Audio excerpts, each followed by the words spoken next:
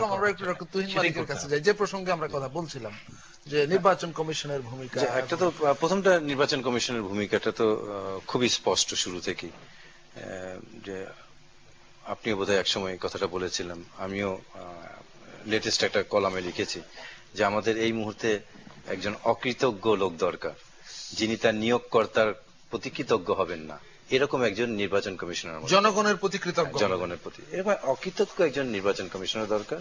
এরকম কেঁচো প্রকৃতির কিংবা জেলিফিশের মতো লোক দিয়ে হবে না, নির্বাচনটা হবে না। এই কারণে হবে না যে, যেটা ফিরোজ ভাই বললেন, যে নির্বাচনকালীন যে সময়টা আমাদের সংবিধান নির্ধারিত করে দিয়েছে, বিশেষ করে পঞ্চদশ সংশোধনীতে আরো বেশি করে এটাকে সিলমোহর মেরে দিয়েছে 90 দিন। এটা কিন্তু আরপিওতেও আছে 90 দিন, ইভেন আচরণবিধিতেও 90 দিন। যখন 27 অক্টোবরে আমি যখন এই কলামটা লিখলাম যে আজকে থেকে কাউন্টডাউন শুরু হয়ে গেল, সমস্ত কিছু 126 অনুচ্ছেদের মধ্যে ইলেকশন কমিশনের হাতে চলে আসলো, উনি সমস্ত নির্বাহী পরিচালনা করবেন।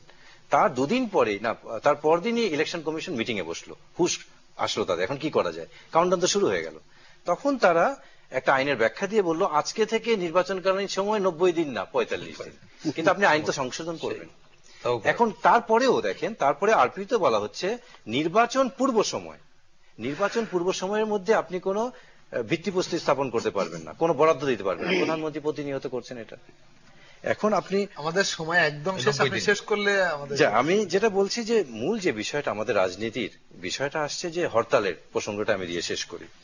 যে হরতালটা করা হচ্ছে, হ্যাঁ দেশে দেখেন 90% মানুষ, প্রথম আলো বলছে, সবাই বলছে তত্ত্বাবধায়ক চায়, আবার এই 90% মানুষই কিন্তু হরতাল চায় না। তাহলে কি দাঁড়াচ্ছে? তাহলে কি চাচ্ছে? তাহলে হরতাল যে চাচ্ছে না, হরতাল ছাড়া আপনি এই 90% লোকের দাবিটা কিভাবে আদায় করবেন?